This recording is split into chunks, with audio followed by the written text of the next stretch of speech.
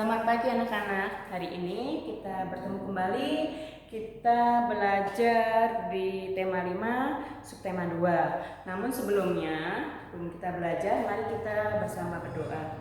Tuhan Yesus, kami ucap syukur atas penyertaan-Mu sampai hari ini. Saat ini anak-anak-Mu akan belajar, Tuhan pimpin, Tuhan sertai, sehingga mereka boleh belajar dan boleh mengerti apa yang mereka pelajari hari ini. Terima kasih Tuhan. Kami serahkan pembelajaran ini dari awal pertengahan hingga akhirnya hanya di dalam nama Tuhan Yesus. Terpujilah nama-Mu, haleluya, amin. Ya anak-anak, selamat pagi. Apa kabar kalian hari ini? Tentunya Ibu berharap kalian sehat semua. Anak-anak, mari kita hari ini belajar tema 5, subtema 2, pembelajaran 5 dan 6. Ya, mari kita membuka buku di halaman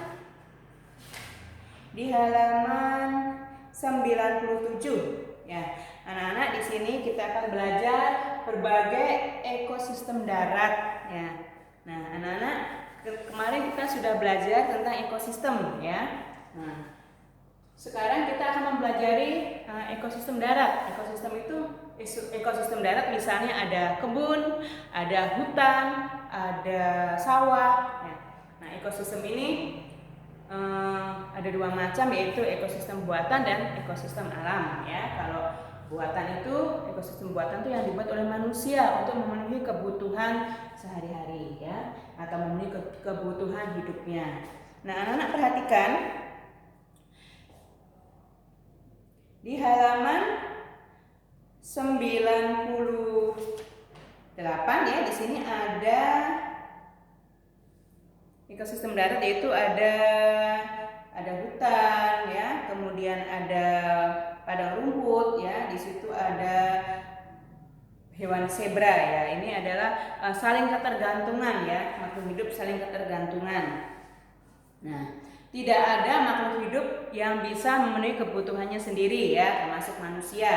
Nah, agar dapat bertahan hidup, manusia memerlukan makanan. Ya, makanan manusia berasal dari hewan dan tumbuhan.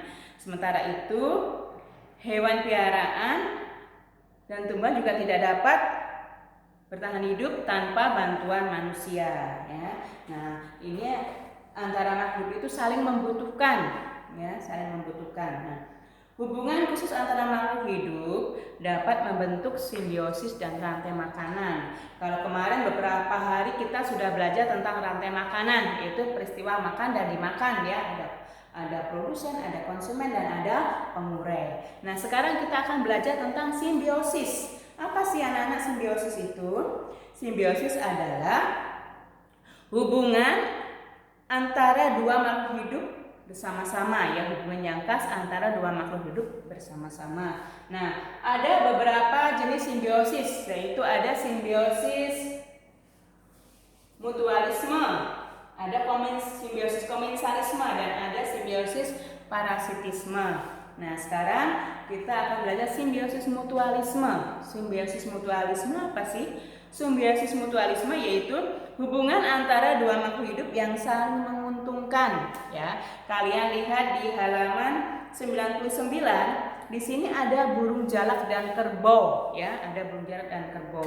Nah, simbiosis mutualisme itu saling hubungan yang menguntungkan antara dua makhluk hidup, ya. Jadi di sini di gambar halaman 98 ada kerbau. Kerbau ini kan banyak kutunya, ya. Kerbau ini kan berbulu, ya. Banyak kutunya. Nah, ketika burung jalak itu hinggap di kerbau, di punggung kerbau, burung jalak itu mematuk kutu-kutu yang ada di kerbau. Nah, sementara kerbau ini diuntungkan karena kutu-kutunya diambil oleh burung jalak. Dan burung jalak juga diuntungkan karena dengan mematuk kutu yang ada di kerbau, burung jalak ini akan kenyang, ya. Jadi dua makhluk hidup yang saling menguntungkan. Atau contoh lain yaitu bunga dan kupu, ya, kupu-kupu. Nah, bunga ini, ya anak-anak, ya, kupu-kupu ini menghisap sari madu yang ada di bunga, ya. Nah, sementara bunga ini, ya, kupu-kupu sudah mendapat untung menghisap sari madu, dan bunga ini terbantu oleh kupu-kupu, yaitu dengan penyerbukan ya. Jadi kupu-kupu membantu penyerbukan, sementara bunga ini terbantu oleh kupu-kupu ya. Nah, itu adalah contoh simbiosis mutualisme. Sekarang kita belajar tentang simbiosis komensalisme.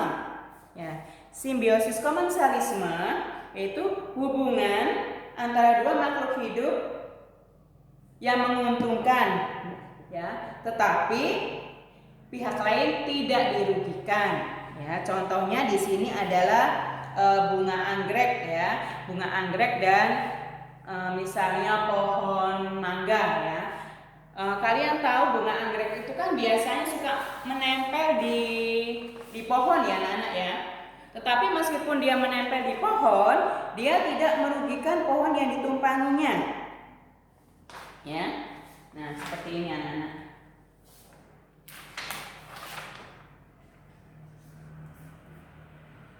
Nah, ya. Perhatikan. Ini ada pohon mangga. Ini ada pohon anggrek. Nah, meskipun pohon anggrek ini menempel di pohon mangga, pohon anggrek ini, pohon mangga ini tidak akan mati karena pohon anggrek ini dia membuat makanannya sendiri dengan bantuan sinar matahari. Ya, jadi simbiosis komensalisme itu adalah hubungan antara dua makhluk hidup yang menguntungkan, tetapi pihak satu tidak dirugikan. Ya, nah ini adalah contoh bunga anggrek dan pohon mangga. Ya, yaitu adalah simbiosis, namanya simbiosis komensalisme. Ya, kemudian ada juga simbiosis parasitisme. Nah, simbiosis parasitisme ini adalah hubungan antara dua makhluk hidup yang satu mendapat keuntungan, tetapi satu lagi mengalami kerugian. Ya, ya contohnya di sini adalah bunga pohon mangga dan pohon benalu. Ya, pohon mangga dan pohon benalu. Kalian pernah lihat pohon benalu belum anak-anak? Ya. Nah, di sini ada pohon mangga ya. Pohon mangga ini ditempelin pohon benalu. Nah, ya nih. Nah, ini ada pohon mangga, ini pohon benalunya anak-anak ya. Pohon benalu kecil. Nah, kalau benalu ini tidak dibuang ya, lama-lama nanti pohon mangga ini akan mati. Kenapa? Karena benalu ini akan menghisap sari-sari makanan yang ada di pohon mangga. Nah, kalau pohon benalu ini tidak dibuang, lama-lama ini pohon benalunya akan subur, sementara pohon mangganya akan mati. Nah, itu adalah contoh dari simbiosis parasitisme. Jadi kalau misalnya kalian di rumah punya pohon mangga atau pohon belimbing ya, atau pohon jambu, kalau ada pohon benalunya, kalian harus buang. Karena kalau tidak dibuang, lama-lama pohon inangnya atau pohonnya ditempelinya akan mati. Nah, itu anak-anak adalah contoh dari beberapa simbiosis, yaitu tadi kita mengenal ada simbiosis mutualisme, ada simbiosis komensalisme, dan ada simbiosis parasitisme. Nah, anak-anak, di dalam rantai makanan ini ya, saling membutuhkan ya. Kemarin kita sudah sudah belajar tentang rantai makanan ya. Nah, lingkungan di sekitar kita itu terdapat bermacam-macam tumbuhan ya. Ya, begitu pula juga dengan daun-daun. Nah, kita lihat di halaman 103 ya, di halaman 103. Kadang-kadang daun-daun ini bisa dimanfaatkan anak-anak yang misalnya untuk berbagai macam kebutuhan ya. Daun-daun ini bisa dimanfaatkan untuk sebagai sayur, atau mungkin sebagai hiasan, atau mungkin sebagai daun-daun ini bisa buat pembungkus makanan ya. Tetapi di dalam tarian juga bisa ya. Misalnya daun-daun kering ini bisa dipakai buat hiasan sebuah tarian.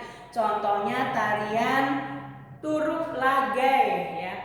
Tarian Turuk Lagay ini berasal dari Nias ya, yaitu Sumatera Utara.